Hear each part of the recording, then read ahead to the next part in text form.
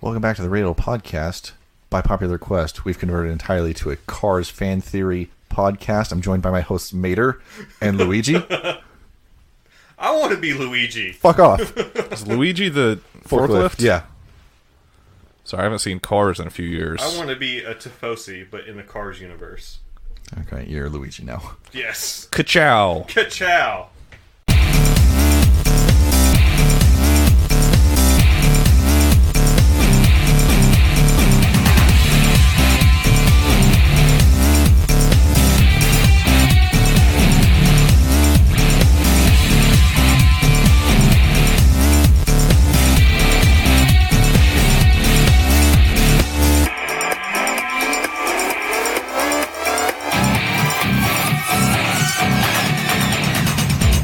Hi, welcome back to the Radio Podcast. My name's Austin. I'm joined by Devin. Hello. Jeff. Hello. And the Turbo Timer Podcast, Ben Futral.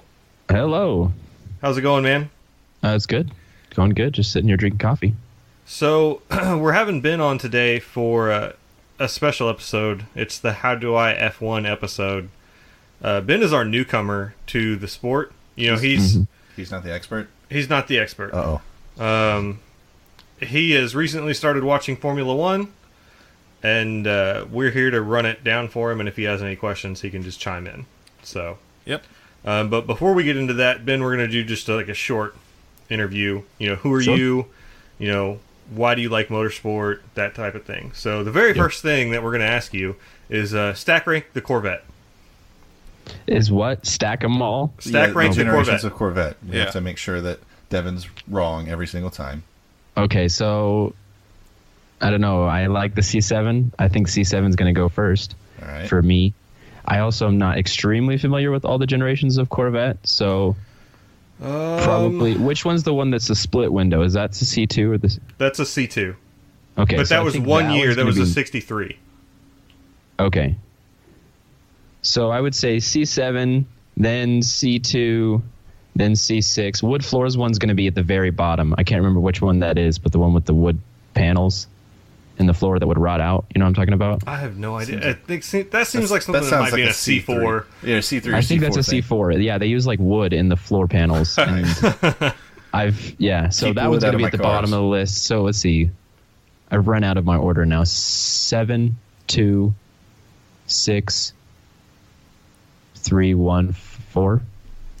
You're missing one, So- and it's 5. And if you're putting that at the bottom, I'm ending the Skype call. Oh no, 5.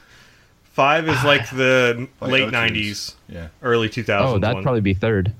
It was the last pop-up headlight.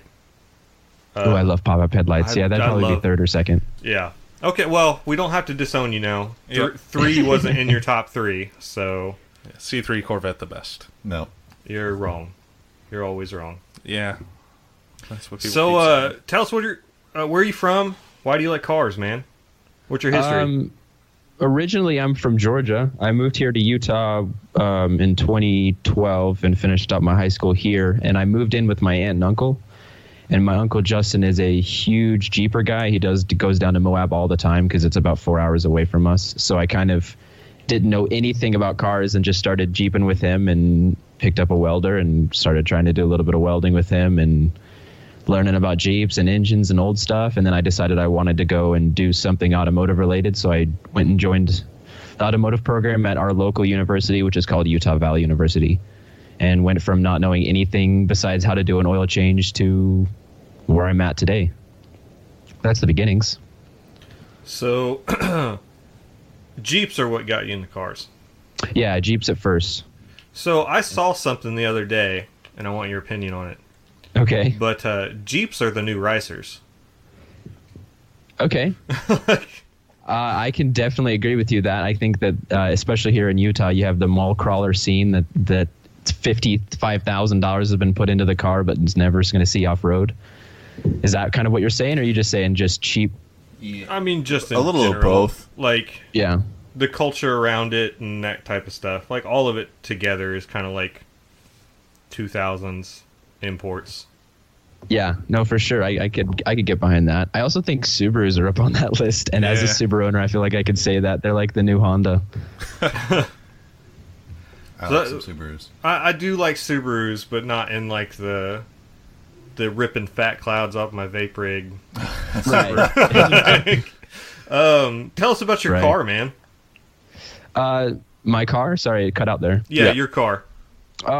Okay, so this thing is a very long story, but everyone who asks about it, I start off just by explaining that it's a Frankenstein car. Mainly just because Subarus are a lot like Lego, so you can grab something off an 07 WRX and throw it onto a 10 and just back and forth all over the place. And so that inherently means that the 90s cars can also receive a lot of parts.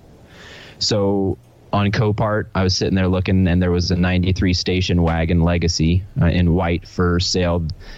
And I was like, there's no way this is going to go for a high auction. So I put a bid in for $100, and we went back and forth between the owner, and I ended up picking it up for like $400. Nice. That's pretty good. I might pick up a Subaru if it's $400. Exactly. So like, and it was local to us. So me and Jensen were able to drive up, a buddy of mine, and go actually sit in the car and go over the whole thing and look at it. We weren't able to have the key to start it or anything, but everything else looked great. So that's cool. We ended up picking it up, and it was an abandoned car. So the oil change sticker in it was 5 years old, but it had only been driven 2,000 miles since the change on the sticker. So we just basically dumped all the fluids, dumped all the oil, put a new gas pump in there, a fuel filter and stuff, and it started right up, and it's been driving ever since. Nice. That's cool, man. I mean, aside from the hell that you've been going through lately. Well, to see, and that's when we get into the Frankenstein part right there. Because that car is not a turbo car originally, right? Originally, no, it was not. So I drove the car and naturally aspirated as it was, slow as buckets for, I don't know, probably 4 or 5 months before I was like, I wonder if it's possible to turbo this car. So I started doing research on forums and looking at things and stuff like that. And I decided, I probably could do this endeavor. Things seem cheap. I'm a part of Facebook pages for used Subaru parts. And so I just kind of started going through forums, collecting a bunch of information, kind of just daydreaming that I'd own a turbo car. And so that like motivated me to just research and research and research. And I just bought parts and we threw it all together. And then there was one crazy week of we are using the school, but we're not really supposed to be using the school the way we were. And we pushed boundaries and got in a lot of trouble, and we were staying late and stuff like that. And so it ran and it drove. And it was turbo, 6 PSI off of wastegate pressure from an old small WRX turbo. And I've blown that engine twice, and now it has a different engine in it. It has so after the second time it blew, I just bought a turbo motor from the 90s that the Legacies originally had. So it's the EJ22T, which is a closed deck block. So they handle tons of boost if you can tune them. So that's what I have in it right now. Nice. But it's not very fast, but what it does is a lot for what it is. So I mean, it doesn't have to be fast to be fun. Yeah, for sure. So we've talked before, and you do like rallycross and stuff with that car, right?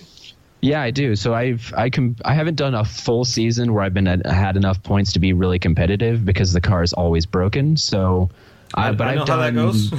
Yeah. Yeah. I've probably done about 10 races total in that car. So that's cool, man. And you still daily it? Yeah, when it's running, I daily it. So it's running right now, which is good.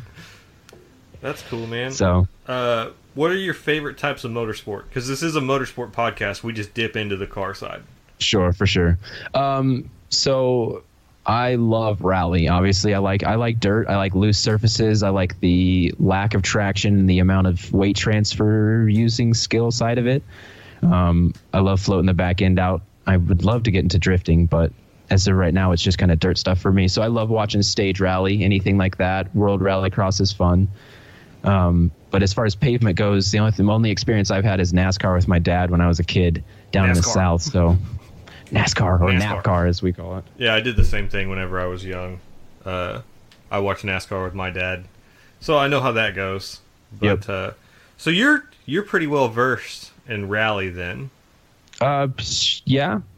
Sure, I think so. I mean, yeah, like I love rally. I like watching the highlight reels around. So we need to have you on for another episode for a How Do I Rally, where you teach us about that. So okay, yeah, because I'm just gonna ask him. Just throw it out there. He could. That way he can't tell us no while we're recording. Yeah. No, I'm always down. That sounds fun. Yeah, awesome. Because rally seems awesome, but also sort of hard to get into, like to start watching. For Which sure. It is- definitely depends if you're trying to do stage or if you're doing rallycross. One is going to be way more intense to get into than the other. Gotcha. It's like when they jump far and do crazy things.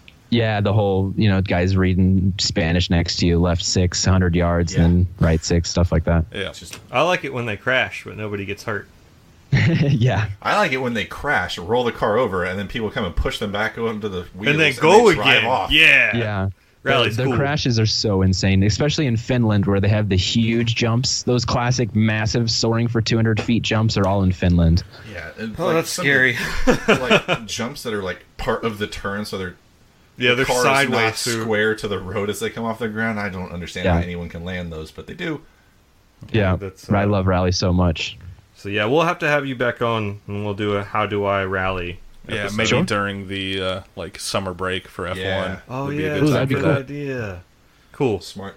Thank So you. smart. So smart. That's why you got the master's degree. Almost. Not yet. So, before we jump into our How Do I F1, Oh no. those who have been listening to the podcast for a while know about the podcast war. Hashtag podcast war. With 10 Tenths Podcast. And they got our box a couple weeks back. We talked about that. Well, on my front doorstep, I found a package from one Michael Beck. And it's not good, boys. I'm afraid of what this is. Do me the damage. So we do have beverage. So here's some glasses. Did you get one for Ben? Oh yeah, no, he's not a 20+ hour drive away from us. So Ben, if you'd like to participate, you can go back on your Amazon and you can get a hold of some of these things because I've Do it. looked them all up. Is that a letter? This is a letter. They don't have letterhead. Oh, It's just a It's handwritten letter. It's low rent. It's shit. a bespoke letter. Bespoke. It's bespoke. Radial podcast. Enjoy. You deserve it. Love 10 Tenths Podcast. Oh, they love us. 10 Tenths Payback Podcast. Oh no.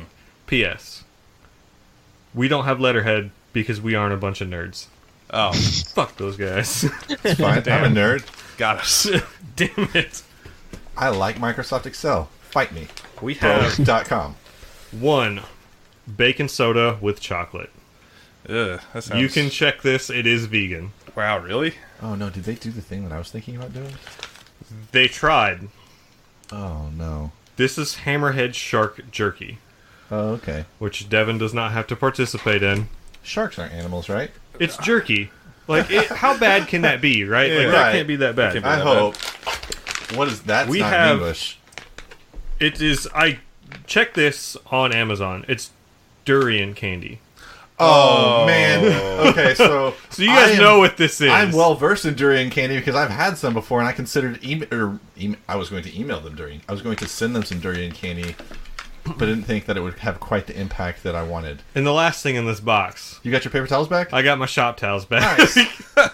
So Nice. the joke with this bin is I wrapped up all their shit that I sent them and these shop towels, and it was a way bigger box than what I needed it to be. And I finally just said fuck it and just threw the roll in there. So yeah, he said he was going to keep it, but I guess not. So this is what we're going to puke into.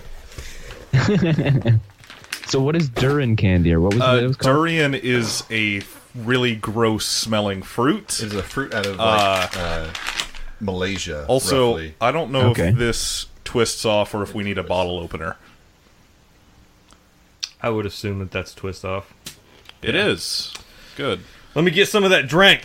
Let's get some of this that meat chocolate drink. bacon with chocolate flavor. I mean, How they're much not you want? good at... That's good. That's way too much. Oh, that smells bad. They're it doesn't not- smell good. They're not good at sending us drinks, though, because remember, they sent us Yeah, they grass did send, clippings, yeah, so and it it was tasted delicious. Yeah, they sent I- us some like green apple. Delicious is an shit. overstatement. It was. I good. mean, It tasted good. considering what we sent This them, smells bad, though. I'm going to use these shop towels, because inevitably... I'm gonna say I will. Assuming the shark jerky is bad enough that it's like apt revenge, I will have some don't of put that away from of me. the shark jerky as well. But if it just sadist. tastes like good jerky, then I'm not going to bother. But if it's bad, I will join in. Solidarity. So I'm going to say let's lead with the shark jerky, because then we can chase with the... I want to lead with the jerky or I want to lead with the durian candy and then chase with the jerky. I'm familiar with the durian candy. I can tell you that it's not that bad. Let's go candy first. Okay. Like, it's not what you want by any means. Oh, yeah, the bag smells like it, too. Great. There you go. There's a candy. Sam. Ben? Yeah, just throw that one over there. Yep. Thanks. That would have really sucked if you knocked the camera off. All right, this looks disgusting. It kind of looks like a tiny corn cob. It's like... It looks like a Werther's Originals mint. Would you like another, Austin? That's fine. It's mostly fine. Oh, that's really bad. Like... It's like... kind of tastes like...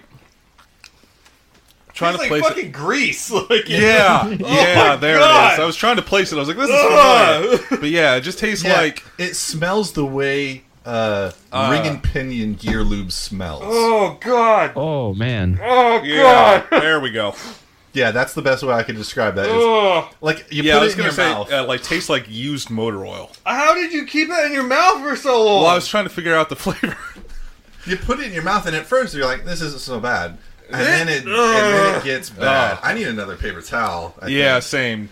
There you go. There you go. Now I guess it's time Those- for our bacon soda with chocolate I need flavor. something to chase that shit down with. I'm Yeah. glad I didn't think to bring a chaser in here, so I've got nothing after this. So, Cheers, cheers, boys. This smells bad, too. It's not That that mostly bad. just tastes like a Tootsie Roll. Yeah, this is not that bad. I don't like Tootsie Rolls. Yeah. Like a chocolate Tootsie Roll. Yeah. Yeah. Like, I don't really get a bacon flavor off this at all. It's really not that bad. It just tastes like chocolate soda. Yeah, it smells a lot worse than it tastes. Chocolate soda also sounds like a bad thing, though. It's like a carbonated Yoo-hoo. That's also bad. You're naming bad things. I like That Yoo-hoo. sounded gross. I like Yoo-hoo. The aftertaste is worse than the actual taste, I'm going to say. I don't like that at all. Let me get a sip of that after you're done, Jeffrey, and then I guess break into the jerky, boys. And then, if it's terrible, I will join you. I'm hoping that this is actually going to be all right. One, where did they get this? Amazon. Oh, they just got that from Amazon? Okay. Yeah, I'm fairly certain that this just came off Amazon. But, like, just based on the ingredients list, it's just shark jerky. You say just shark jerky like it's a thing that people Well, it's just got get. teriyaki sauce in it. Teriyaki boys. Yeah. Are we going to like- drift? Yeah. I mean, this surely can't be bad. Like, Yeah, I don't expect it to be, honestly, so... and if it's- that's the case, then Jeff and I are going to scarf this down. Yeah, I and mean, then I haven't eaten today. it looks really gross through the package, though, I'm going to say. That looks... beef jerky looks gross. this looks wet. In a Dripping way wet. that... That you Jerky wouldn't expect typically to does hydrate not. in It smells like fish. Oh, gross. I don't like that. I don't like fish. It looks... Out of the package, it just looks that like jerky. smells bad.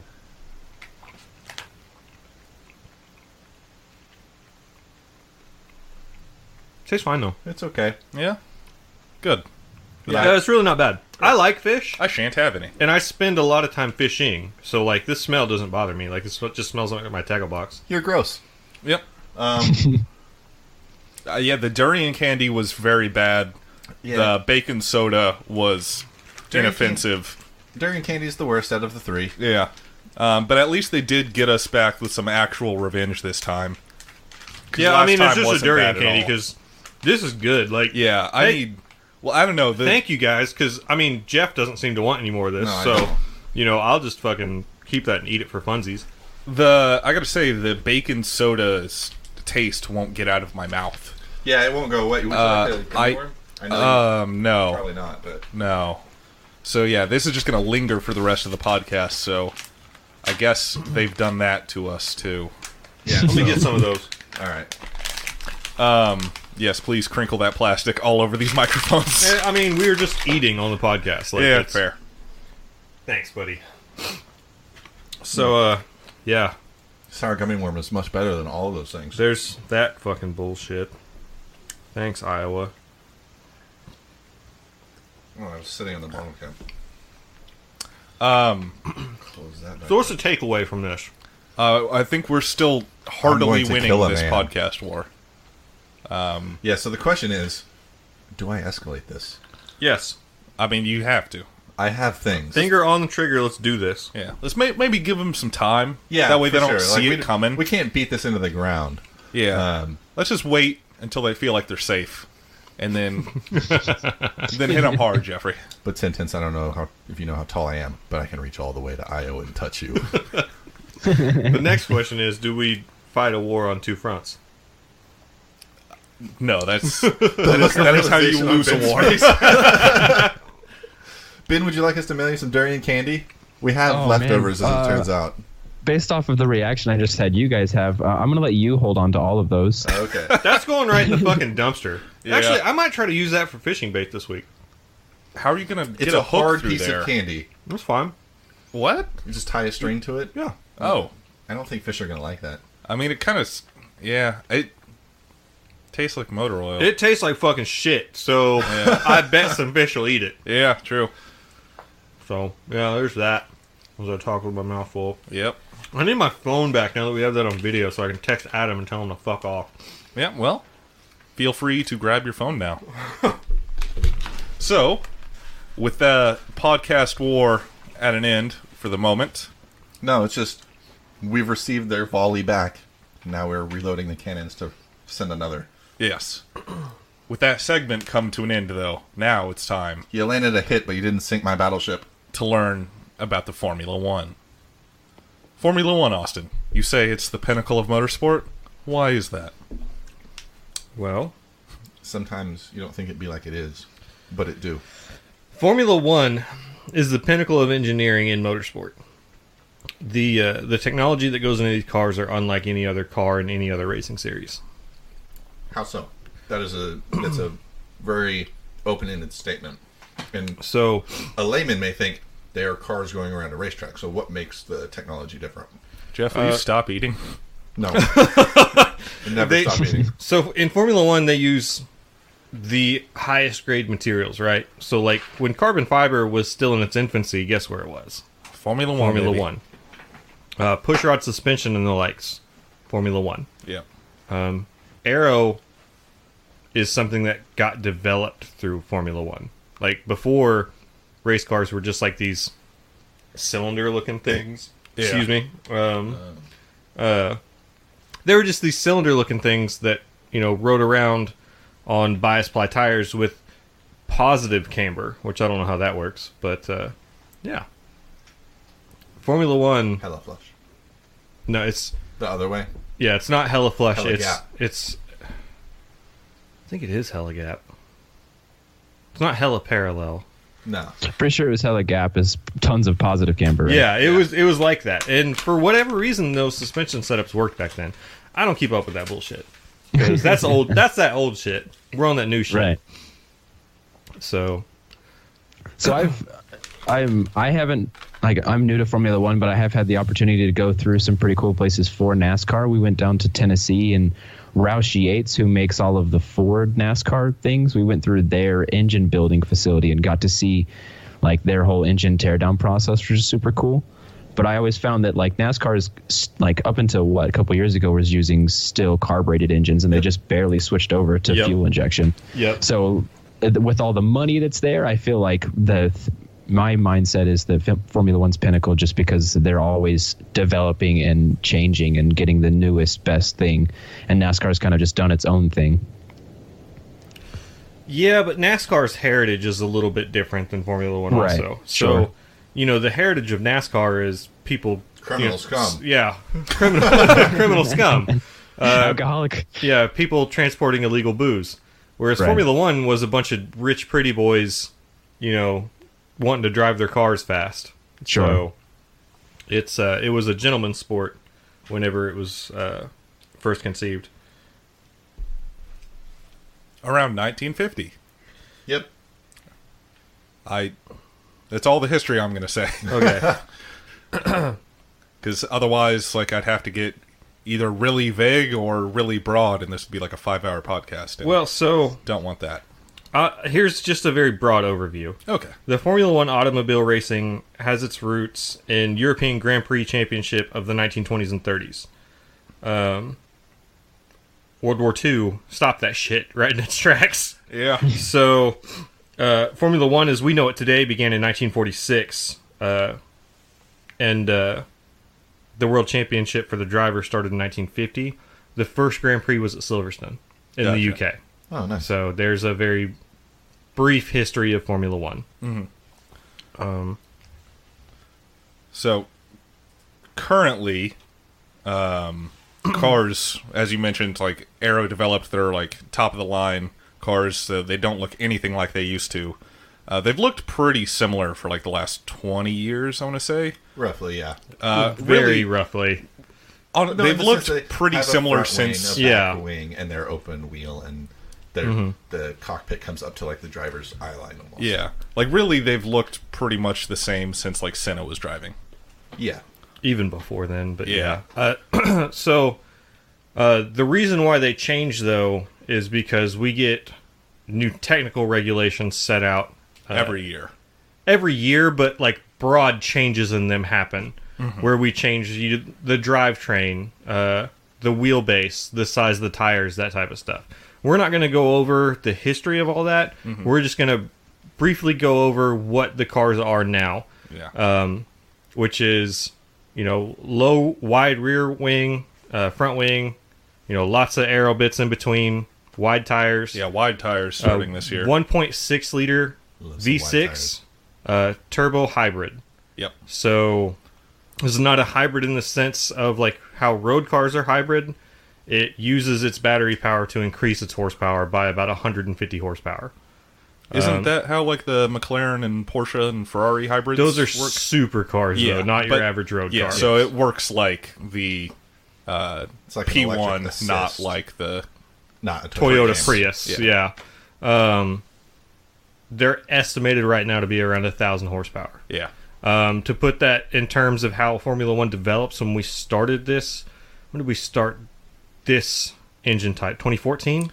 Yeah, it would have been 2014. They were estimated to be around 600 horsepower then. So, as seasons progress, the cars get faster. It doesn't matter if we're within, one broad set of rules in the technical regulations. You push those regulations. Every race, these cars are getting new parts. Yeah. So, yeah, you figure out how to make things faster and still stay within the same regulations. Yes. And so you're just constantly developing that and pushing it to new and new limits every time. That's an aspect of racing that I didn't realize was a thing. Like for me, in my head, it always worked that, this is what the car has to be for 2017 season, and so this is what it is. And the fact that they change it all of the time throughout the whole season makes so much more sense why they're having issues on sometimes randomly a car doesn't work, right? Yeah. There's some, like, the upgrades that they put on the cars can sometimes not work. We've seen that in the past with, like, aero upgrades and that type of stuff. Like, it does often, especially the poorer teams will, like, split their drivers. Like, one driver will have the new aero package and the other one will still have the old one, just to, like, compare how they are. They're doing R&D mid-race. Yeah, so, like, Force India does that a lot. So they'll put the new package on Sergio Perez's car, and Ocon's still running the old package, and that way they can see, like, is this actually even better? Sometimes that shit backfires, though. Yep. Sometimes the upgrades don't work in the same sense that they think that they will.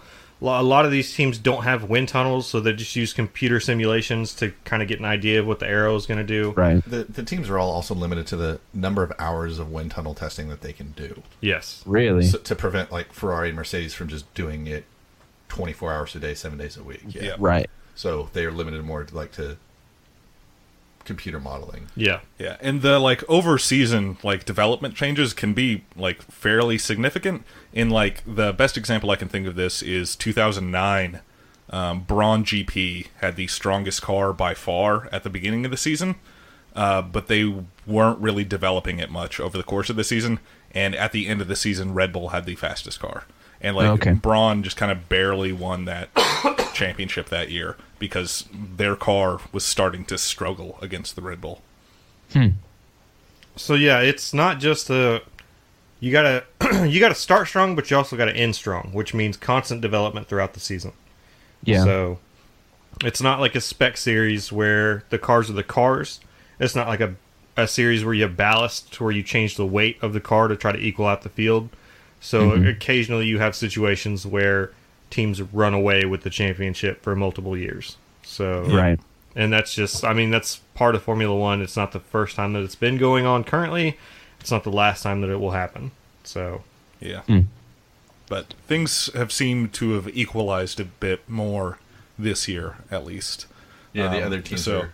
this year's should be like the closest fight for the championship that we've had since probably 2009. Hopefully.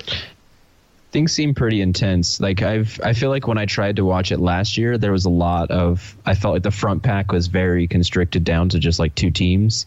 But I feel like this season so far, there's been a lot of people kind of up top. Like Red Bull dominated last time, and then it's just everyone just seems to be more competitive with each other. Or am I just blind? well, so Ferrari and Mercedes are kind of... Ferrari's got a little bit of an edge right now in terms of their car. Last week, it wasn't a fluke, it's racing, right? That allowed Red Bull to kind of run away the way that they did. Yeah. Which it was Right. a That was a tires good thing, race. right? Yeah. So Yeah. this isn't... The Formula One race is not determined by who has the best car, because it's still racing. So anything can happen. Strategy still matters. And that's just another aspect of why this sport is so good. Yeah. It's a chess game. It is. And then I guess since we're talking about teams and how they rank so far, you want to go ahead and just run through the teams and drivers real quick? Oh god, I can't name all those off the top of my head. I can. So, Go for it, Professor. so the top three teams that we just talked about are Mercedes, Ferrari, and Red Bull. So far, it looks like Ferrari is the fastest car, with Mercedes close behind and Red Bull in third.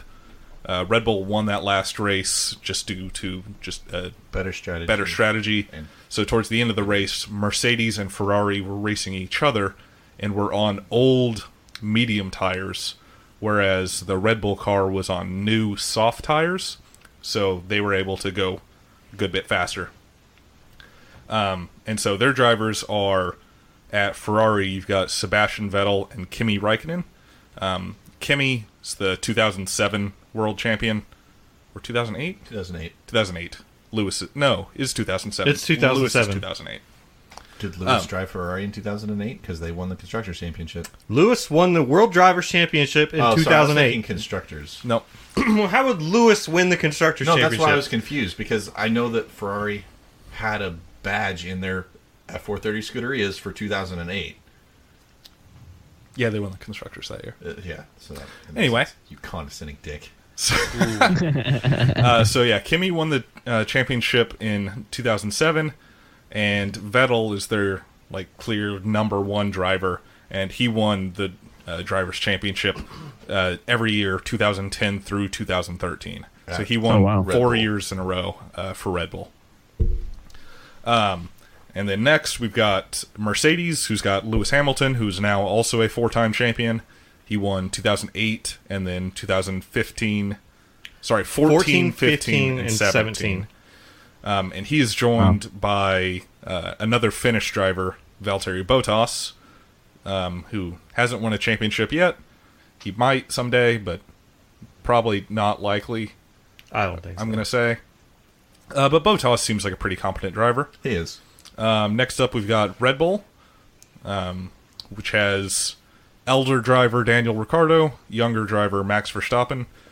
I think Ricciardo has 6 wins to his name, I want to say. He has 6 wins. And Max has 3 or 4. Max has 3. Yeah, both those drivers seem really strong and good.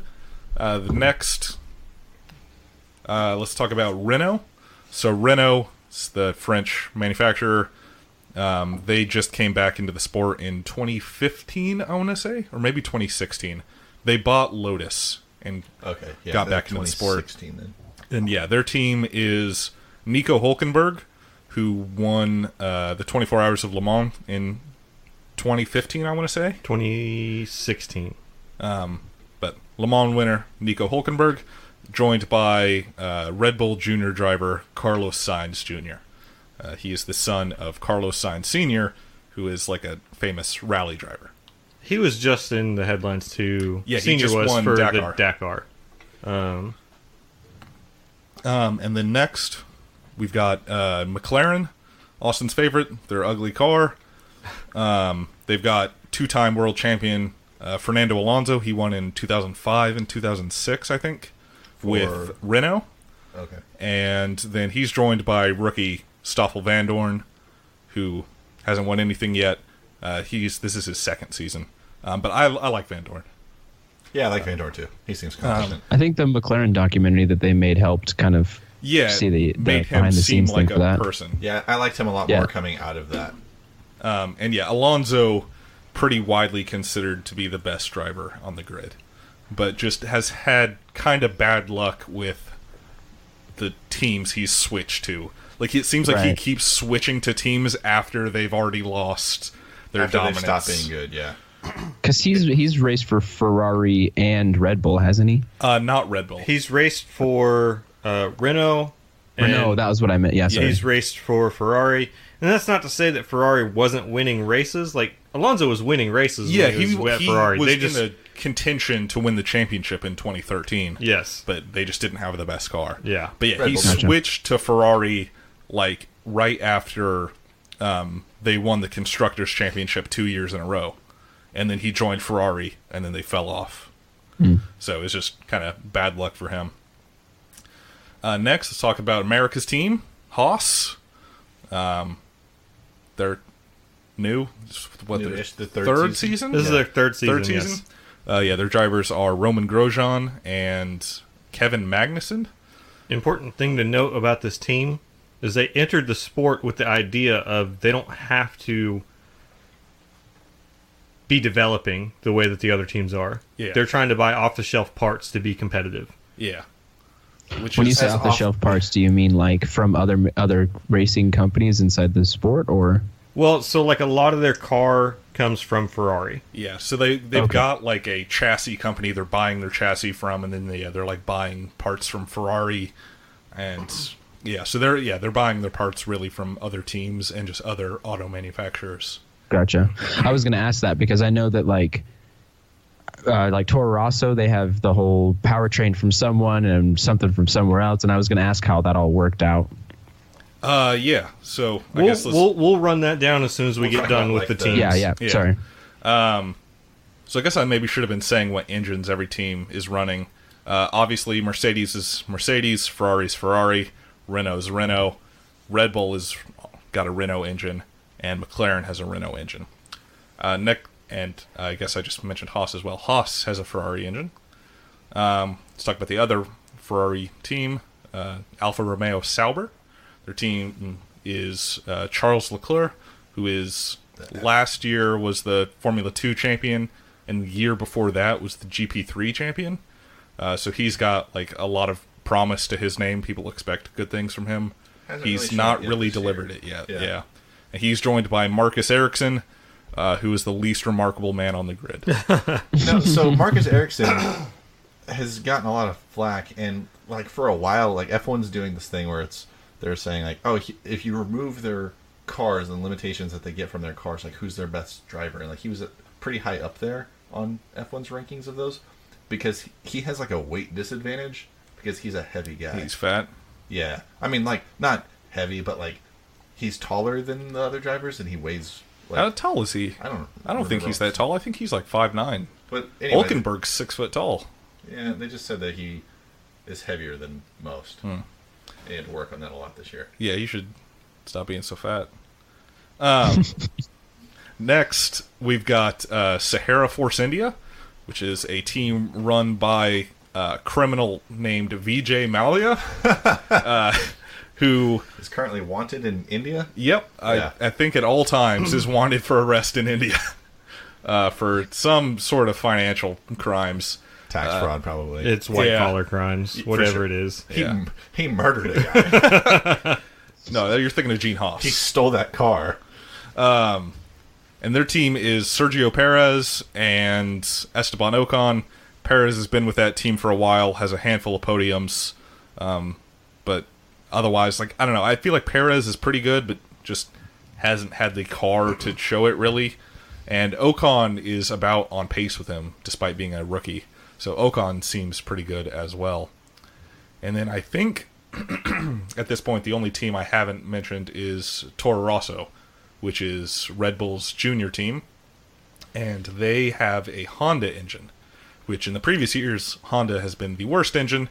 This year, I think it still is. But Toro Rosso with that engine has been doing better than McLaren did in previous years with the Honda engine. By a significant margin. Yes. Yeah. And Toro Rosso is Pierre Gasly, who is a young Red Bull driver that was in Super Formula last year and came second in the championship there only because the last race of the championship got rained out.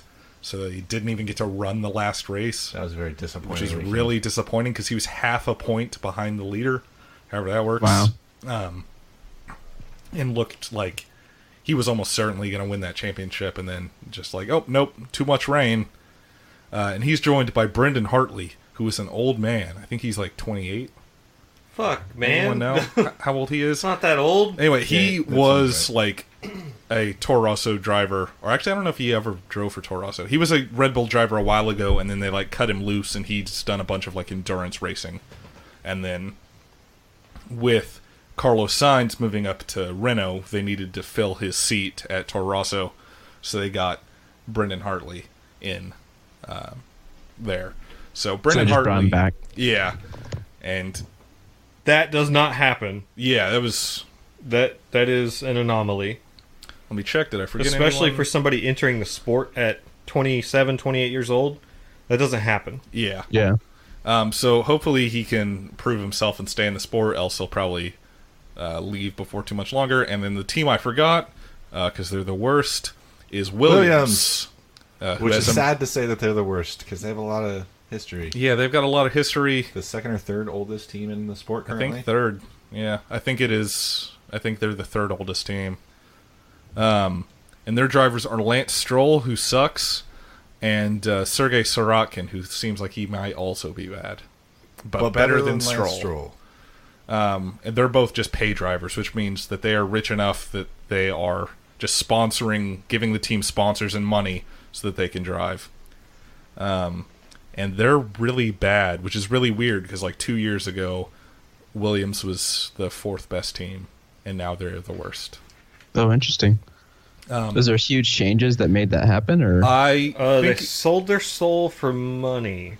Oh, that does it. Yeah. yeah, they went from having two good drivers, Felipe Massa and Valtteri Bottas, to having two bad drivers. Okay. So yeah, like they looked pretty bad last year when they still had Massa, and now without him, they're looking weak, and they might end the season pointless. Maybe. Sad. Which would be sad. Yeah. I mean, they've got Mercedes power, so they're probably going to be pretty reliable, so I don't think they'll end the season without any points, but we'll Yep. see.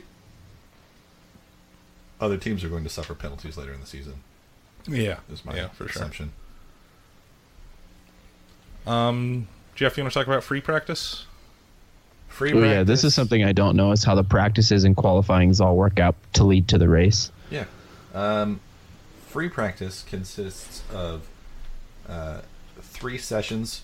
Free practice 1 and 2. It's pretty much just go out on the track. Like there's not any real structure to it other than you have 90 minutes during free practice 1 and 2 to go test your car, come back into the pits, and do whatever you want. You can Okay. throughout the entire weekend, you're limited to a certain number of tires that you kind of pick and choose. So the tires that you're using during free practice get used up.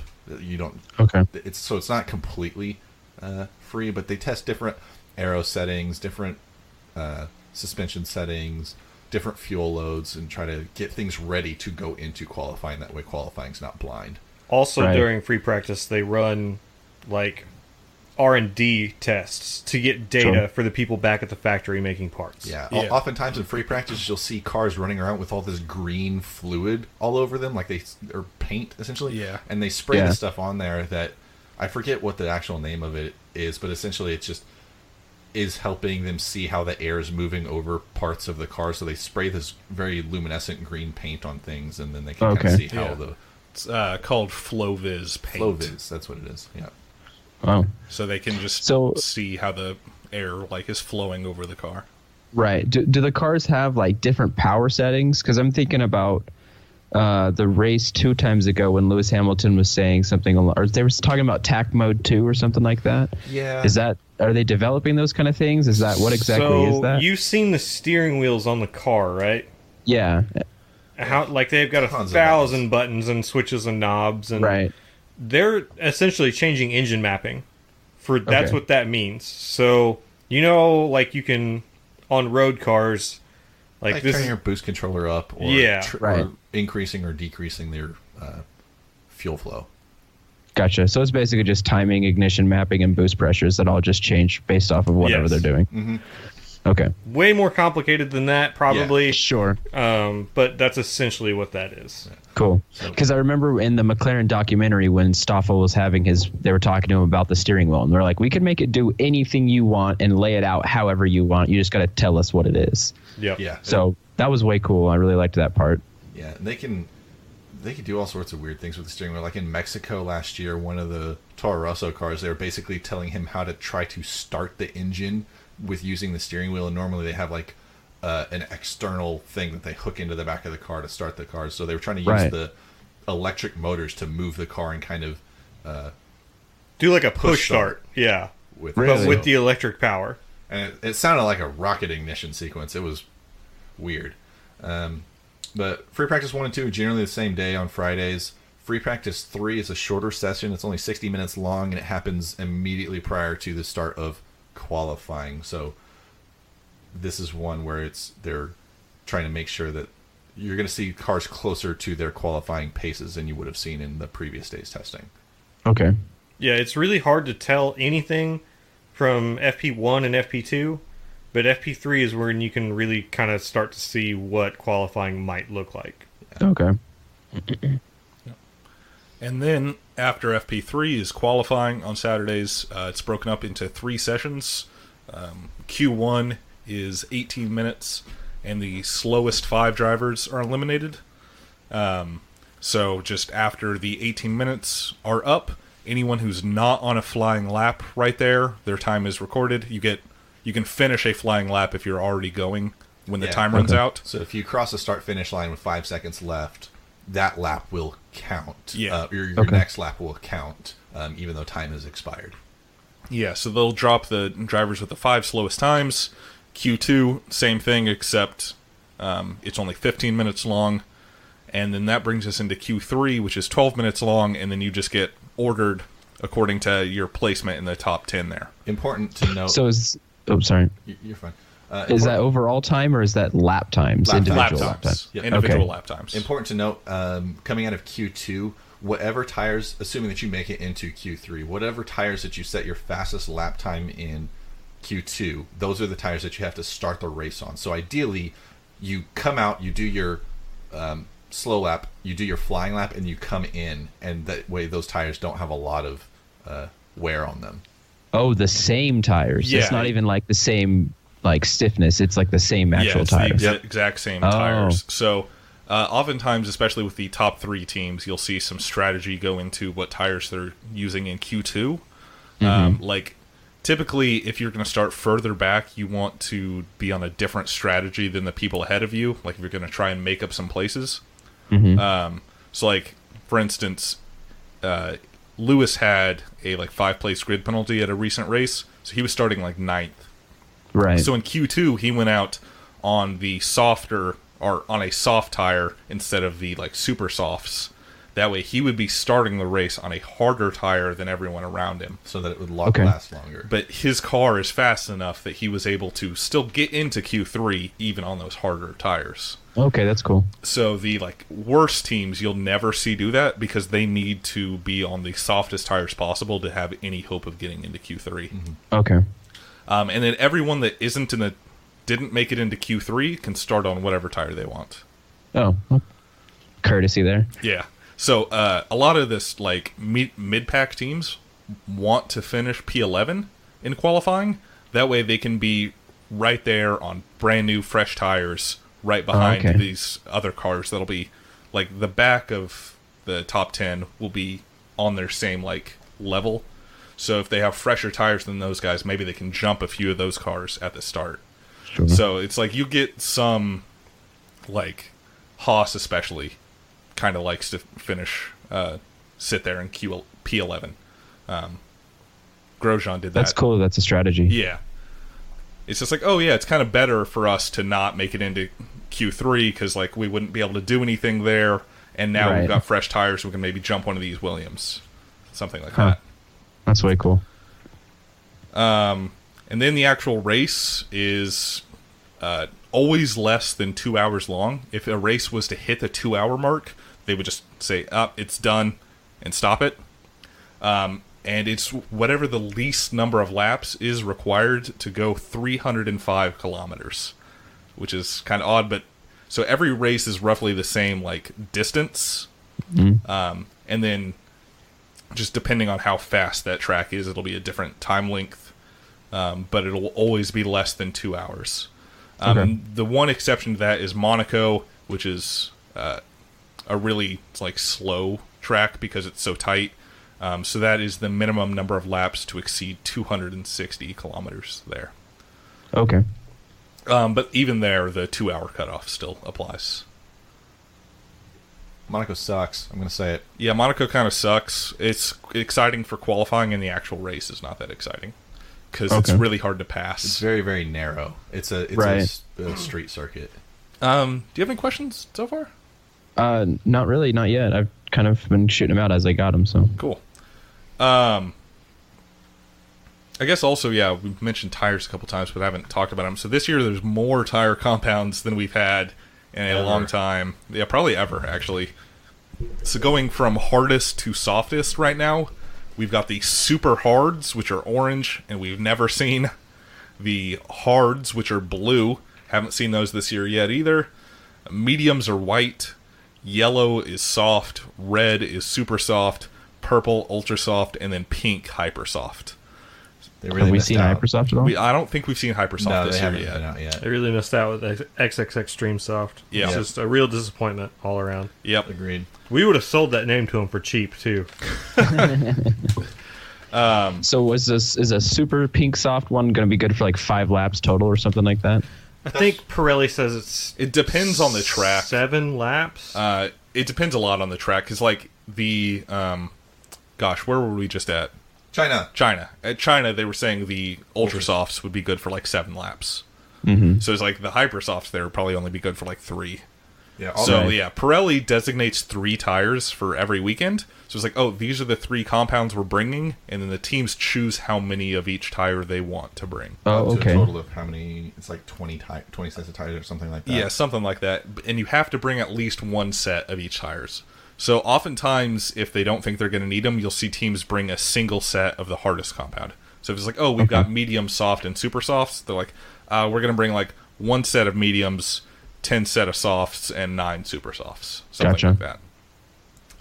And I thought it was cool that during the China race, the commentators were both explaining the cups, and they were explaining primes versus option, and then they went into a little bit of detail there, which is cool because they don't normally do that as much. But yeah, that was kind of odd because those terms aren't really used that much anymore. Because it used to be there would only be 2 tire types per weekend, right? In which primes are the harder option, primes are the hardest choice.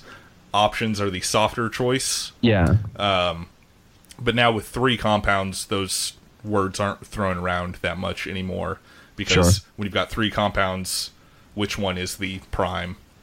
Option 1, option 2, option 3. And then we've got the race. The points. First place is 25 points, then it kind of just goes down from there to 10th place gets a single point. So there's 2 championships running at the same time, Drivers' Championship and Constructors' Championship. The Constructors' Championship is just the sum of the points that the team's drivers earn.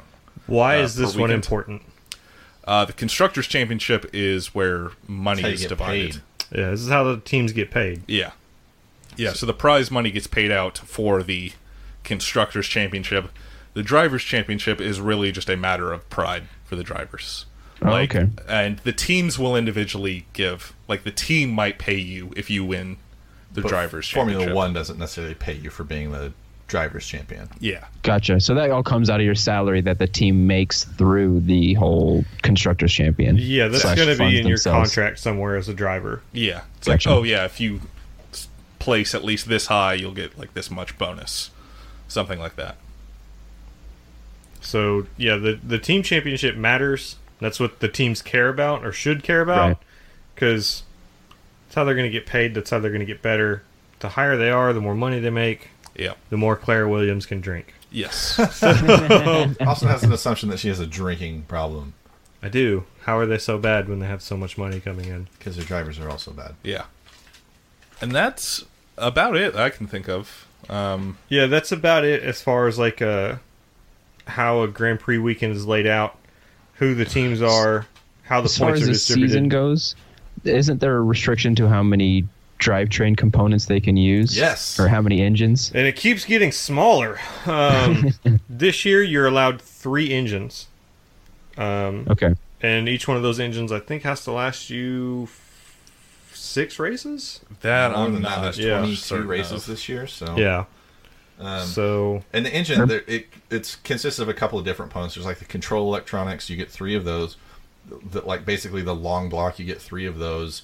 Okay. The turbo, you get 3 of those. Okay, see, that's what I was going to ask, because Danny had issues with that, right? Mm-hmm. Where the turbo was bad, but they were going to save the engine somehow or something like that. Something along those lines. and So if... Okay. you if- don't Go ahead. you don't necessarily have to, like, if something fails, you don't lose one of everything. You can just replace whatever's broken, assuming that's Okay. the only piece that broke. Okay. If you go over these, it's not like you just can't race anymore. You just take grid penalties. So, Okay. if you, for instance, are over the engine limit, what's the grid place penalty? I think it's like 5 grid place penalty right now. Yeah, I I think think so. So, say you qualify on pole, but you need an engine, you start 5th, Well, Okay. 6th. yeah, we'll say, assuming that you need like a turbo, you start 6th. But if you need a turbo and another piece of your engine, and both of those go over, now you start 11th because you get Yeah. a Oh, grid really? place penalty for Yeah, both. it's like Yeah, they compound. So, like last year, McLaren was getting like 46 plus grid place penalties. Like, it crazy was amounts that's of penalties. horrible. ridiculous. Yeah. Yeah. So who was it? I remember a couple episodes ago you guys were talking about there was a company who's basically just said, we're going to just take a penalty. We just know it's going to happen. I think it was Renault that was talking about. Yeah, Renault probably will. They're strategically going to take penalties. So if you think about it, like if you think in terms of the whole season and where your reliability at, is that you can strategically place your penalties on tracks that don't suit you, or Okay. at times that are the most convenient for you to take those penalties. Gotcha. So Yeah, so if you're like a team that doesn't, like if your engine doesn't make a ton of power, you know you're going to struggle on the straights, and there's a track with like huge straights, like, we might want to take our penalties this weekend because we're not going to get a lot of points anyway. Okay, so they get to full out choose when. Sort of. Sort of. It's- I mean, if you blow something up and you have to replace it, you might have to take the penalty for the. You have to take the penalty in the weekend in which you replace that component, but Okay. you don't necessarily have to wait until something breaks to replace it. yeah. Oh, okay. So it's like, they oh. know like cylinder 6 is getting a little bit low on compression, so we're going to make this one change now. Yeah. Yeah. Or something like that. Exactly. Cool. DRS zones. So I know that you have to be within 1 second for it to activate. Does it just automatically activate, or do they have to actually push a button? It's They've a got a button. button. So when they Okay. cross into the DRS zone, there's a little beep that goes on in their headset. Okay. As soon as you cross the line, you hear the beep, you push the button. Yep. And the DRS is not when you cross the activation line. There's detection zones. There are detection zones, like on the corner before that straight. That if you're within Okay. 1 second before then you're going to get DRS down that straight. Okay. So it's not necessarily when the DRS zone starts is when you get DRS. It's at the detection zone. I think they do automatically close at they the close end. on pressing the brake. Yeah. I think. Yeah, I think that's right. Because I Except know when they that don't. DRS has made some very interesting, intense moments in the past 3 races that I've watched. So Yeah. I think that's a cool way to implement passing kind of relatively safely. Yeah, a lot of people don't like DRS. I personally think it's pretty exciting because like it allows you to get like excited about like, oh, this car's getting like, oh, he's in within a second. He's in DRS range. So you get some excitement before a pass even actually happens, which is nice. There are pros and cons to it. Essentially, these cars are so aero dependent that if you're behind another one, you're in what's called dirty air. So the air's turbulent that you're driving through, so your aerodynamics are not working the way that they're supposed to. So you're not able to brake as hard, turn as fast, that type of stuff. So because the cars are so aero dependent, passing was non-existent, and that's why DRS was implemented. It's so that you could get close enough to those other cars to make the pass. So far, I've really liked it. I thought it was super intense and just great. There's a lot of interesting things that can happen with DRS too, because people can kind of try to game the DRS detection point. So if you know that you're the faster car, or sometimes someone will pass, they'll be within a second of someone as they go through the DRS zone, but then pass them before they get to the activation zone, and so now they can just stretch their lead out further. Or if you know that someone's going to be catching up to you, but you're probably the faster car, you might let them get ahead of you right before the DRS detection zone. That way you get DRS and you can just easily get back around them and stretch out a gap. So there's strategy that goes into that as well. So as far as so that brings the pass that Lewis Hamilton, where he passed 3 people at one time, was that Bahrain? Yes. Yeah. And so was he able to be in DRS for all 3 of those cars? I wasn't watching for his wing, or how did that work out? He only needs to be in DRS range of the closest one to him. So you get DRS even after you pass that car. As long as you're still in that DRS zone, you get DRS that entire time if you get it at the start. Yeah, and that's how he was able to just rocket past 3 people in one corner. Yeah, you can't close that wing as you're just going. It'll just turn into a parachute. So I feel like if you're doing 200 mile an hour and you close that DRS as you're going down the straight, still, got the beans. Like, you're going to Jensen Button it. You're going to rip the wing off the car. Like, break your rear suspension or something. Yeah. So... Yeah, and you also get DRS on back markers. So if like the leader is coming to lap a car, they will get DRS if they're within a second of like somebody they're lapping. That way they don't get held up when they're trying to just pass this car that they're not even racing. Mm-hmm. So so now we've talked about DRS. KERS is just battery assist, right? We talked a little bit about that earlier. Mm-hmm. Is there a restriction to how much it has to be? How much assist it can be? There's a limit to the amount that you can use it per lap, I think. I think it's limited as far as how much energy it actually recovers. Right. Because I know, like, on Project Cars 2, when I play that, like, you can, if you drive a Formula car, you can charge it up with your brakes and you just get as much as you want. There's no restrictions to when you can use KERS. It's just if you have it. There's a battery capacity that you have to take into consideration. So if your battery's full, I mean, if you overcharge batteries explode. So... Obviously, if your battery's full, you can't just continue gathering energy from braking. Sure. But they can deploy that. It's on a button on the steering wheel. Mm-hmm. Right. So it is something that they can use if, say, they don't have DRS, but like because they're in a non-DRS zone, they can still use that KERS to pass the car. Okay, so there's no KERS zones. No. Okay, cool. And KERS is not... KERS has been around now for a while. Yeah. Not even necessarily like on this generation of cars, but back in the V8 cars before that, we had KERS. Yeah. Really? And KERS used to be the only form of energy recovery that the cars have. The cars now have something called the MGUH, which recovers heat energy and turns it into electrical energy to be used for the batteries in the electric motors. Oh, wow. Before it was just braking. But we're going back to that. We're getting rid of the MGUH in 2021. Because it's very expensive, as it turns out. Oh, weird. Yeah, it's like it's the most expensive motorsport to be a part of. So,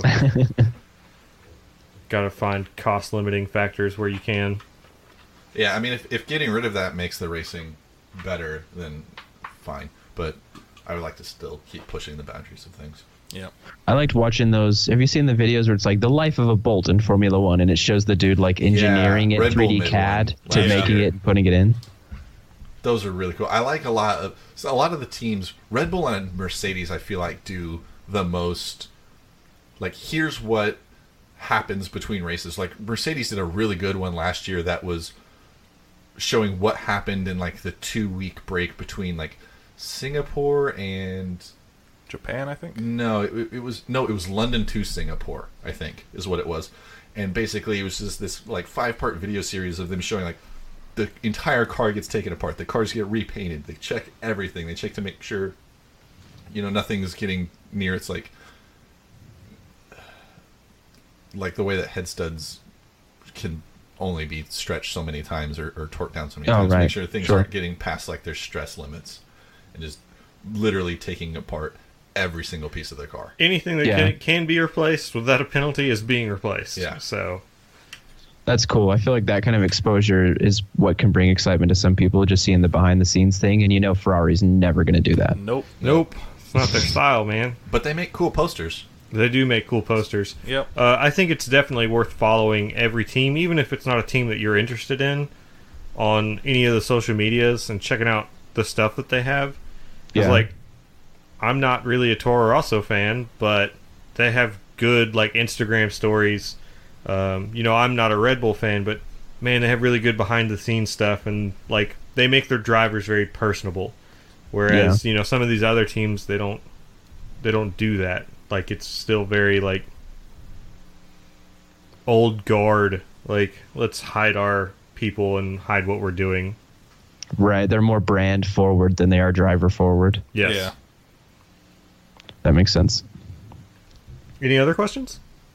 Nothing off the top of my head right now, but I might say also, if you want to get like a better sense of the drivers' personalities, the F1 has a series on their YouTube page called Grill the Grid, where they just are basically asking like the driver pairs like a series of like trivia questions, basically, and just ranking them on how many they get right.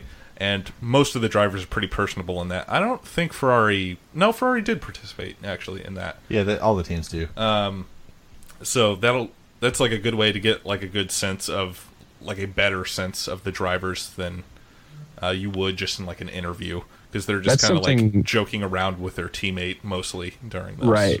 They're like telling the whole, out of the two of you, which one does the finances in the relationship? And out of the two of you, which one does the laundry? It's Formula One today is way more accessible than it's ever been, especially here in the United States. Whereas, 10 years ago when I was watching Formula One, we didn't have DVRs and stuff then. The internet wasn't what it was today. So I was staying up until 2, 3, 4 in the morning, or setting alarms on my phone and getting up and turning on Speed Channel. Right. So today it's easier to get into than it's ever been before. That's cool. I really want to learn about the people. Like I love McLaren. Obviously, I'm McLaren obsessed just because of the exposure I've had. So I like the cars, but I want to know the people so I can kind of choose who I like as a person. And that's why I posted in your Facebook group about Danny Ricciardo, just because he's the smiley dude, and I like that he's always happy and smiley, because that's kind of how I am. So yeah. Everybody likes that guy. It's impossible to not like Daniel Ricciardo. Right? You're not a human if you don't like Daniel Ricciardo. Yeah. I think up until this season in Australia, he didn't have any points on his super license ever. Oh God, that sucks. Yeah, it does suck. But like I say that because he's a really clean racer. Like, he doesn't cause incidents or do things that are like he's going to kind of push him out or kind of test the limits of the rules. So right. Yeah, each driver has different. Late. Each driver has different driving styles. And really, to like pick a favorite driver is, you just have to watch the races, man. You can't just find a name and pick it. Yeah. Some people are way more aggressive in their driving style. Some kind of don't really take risks. Have way more risk management than others. Max does not have a lot of risk management. No, he doesn't. I think that's why I like Max. He's brash. Yeah. Yeah. Whereas like Valtteri Bottas, Very conservative driver, so he's not going to just stick his nose in somewhere that it shouldn't be. So. Right. The side of Vettel's Ferrari. Yeah. I don't think I need to say anything here. I love the way he said that after that. And that's very un-Seb-like. Usually he's on the radio hooping and hollering about that type of stuff. So Right. yeah.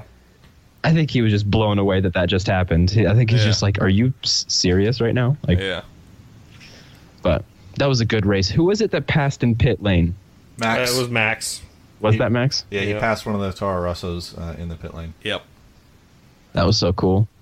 Because he had to, that line that he passes right after is where you can't do that anymore. Right. Yeah. Yes. Yeah. That's Yeah. interesting. That's always kind of like a hazy area. Like, it's not against the rules, but also it's not really wide enough to actually be doing that, so people kind of... It's a Yeah, he was in the grass. He was definitely in the grass.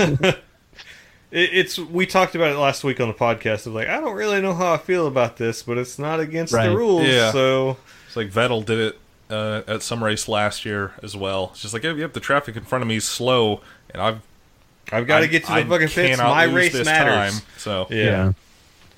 So I Yep. hadn't actually watched the race by the time I listened to you guys' episode last week, so I was a little backwards on the way everything happened. But That's okay. Sometimes that happens to us. Like we get up in social media, or one of us will ruin each other's experience. So Yeah, I'm going to have to figure out what I'm going to do about that next week, because I'm not really going to have access to the race for several days, so like I can't say, "Oh, don't post anything," because I'm going to find it at some point. So throw Right. your phone in the trash. throw it in the canyon. Yep. yep. God, I think that's all we got on Formula One then. Yeah. that was awesome. Good. I hope that I it feel was like I learned a lot. informative. Good. Yeah. Did you take notes? This will be a test. Yes. Good. Yeah, there's gonna be a test later. I'll send it to you. We'll mail it Okay. to you. Perfect. It'll be a Scantron. We need you to fill it out and use a number 2. Mail it back. Oh, wow. Devin has access to a Scantron. Scantron machine, I think. Yeah. All right, cool. So yeah, we'll do that. Project car updates. Still haven't done shit to the Porsche. One of these days. It has a puddle in it. Yeah, Oh. it's full of water right now because it rained. Bronco 2, I put some belts on it, so it's got belts now. I looked at the Viper. That's it. Yep. Ben, project car updates. I saw your car was sitting in like a Walmart parking lot. Yeah, I fixed that. I helicoiled the spark plug, and by me I mean I had Jensen do it. And I've 'cause done it was that before. terrifying. It's really not that bad. I've done it before. I've done it Yeah. to a 2002 Mustang GT because they're notorious for doing that. Are they? Yeah. Yeah, that was the most terrifying moment. I was just driving. I wasn't even in boost. I was probably half throttle, 2 pounds of boost, and just went boom, and just missed, went out the side, and I just shot the spark plug completely out of the car. Man, I bet that was because it's boosted too, so I bet it comes out of there in a scary way. I was- can't yeah. find where it hit, and also there was like I couldn't find it at all. And there's no dents or anything anywhere, so I'm really baffled to where that spark plug went. Is it a spark plug wire car, or is it a coil pack car? It's a waste spark system, so it's going to be the wires. Did it take any of the wires with it, or did it just? It didn't. Wow.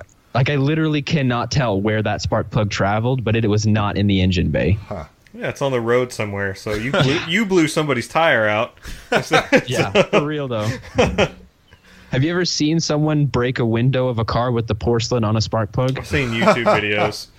I was very worried. Like, I'm surprised that I didn't shatter my own windshield with that happening just by Yeah. the way it all went down. But Yeah.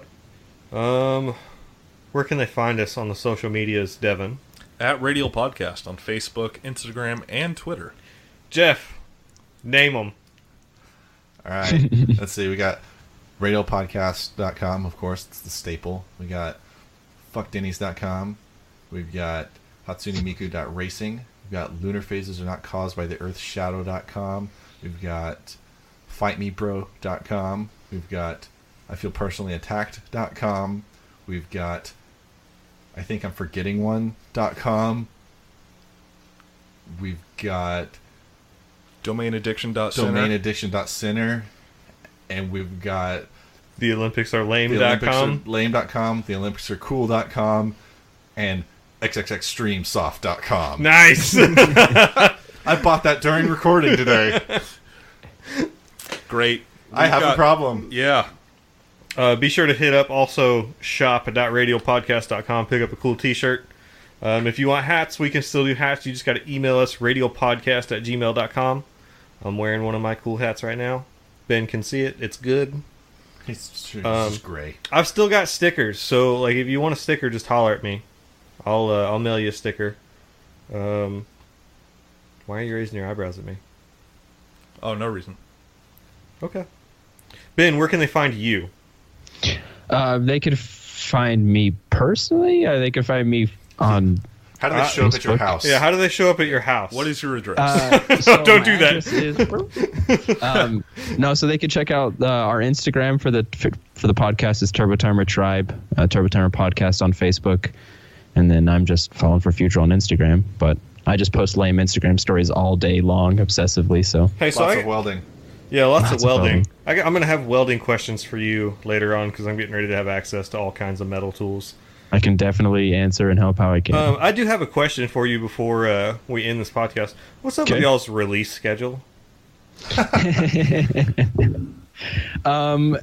We are very busy people, and I have tried multiple times to stick to a release schedule, and then I swear every time we make an actual day where we're going to record every day and do it this way, the following week after that is just a horrible week. So the problem is you know how it works. You have guys that come to you. I have three people that come to me, and so it's hard for me to say be here on this day so we can record when I can't pay them. So we kind of just do our own thing. I don't know if that's an answer, but I don't pay these guys.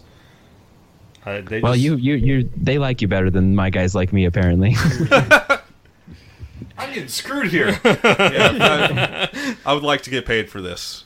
How do we get that happening? I don't have money for that. Sorry. Check out guys. the Radial Patreon. Yeah. Do $1 an episode a month, and you'll get behind-the-scenes access to eat all the Durin candies and throw up just like they did. Fuck. Oh yeah. Hey, if somebody wants to send us money, I will gladly send them this trash candy. I will send them a used. It's been in my mouth. Austin Covey durian candy. They're gonna steal Wrap your it in a identity signed with that. napkin. Yeah, I'll sign the shop towel that I spit it up into. Cool, man. Well, I appreciate you being on. Yeah, thanks. Yeah, we'll have that's you good. on again here pretty quick. We need to do a How Do I Rally episode. Sure, yeah, that'd be a lot of fun. Everybody be sure to join the Radio Podcast crew. If you have any more questions, we'd be happy to answer them there. That's on Facebook. That is on Facebook. It is on Facebook. I don't know where there are social media groups elsewhere. I don't think there are. I don't know. You can email us too. We can Yeah, you can email us too if you have questions. get a slower response. Devin will email you whenever No, he won't. feels like it. We'll talk about it. Will we? Yeah, that's the better way of doing I it. don't. Have we ever answered an email? You have to get emails to answer emails. No, we've gotten a couple of bad emails, and I've just ignored them. We have Baku next week for We Formula sure do. One. Yeah, F1's back next weekend, and it's gonna be good. Baku was really exciting last season. Azerbaijan. I hope it's really exciting this season. Is it the European Grand Prix? No, it was only that the first year. Now it is the We'll Azerbaijan. post up the Grand Prix. scheduling for that and when you can watch it on our Facebook page. Yeah. And probably on our Twitter as well. Yeah, probably. So until then, we'll see you guys next week. Yep. Bye. Bye. Bye.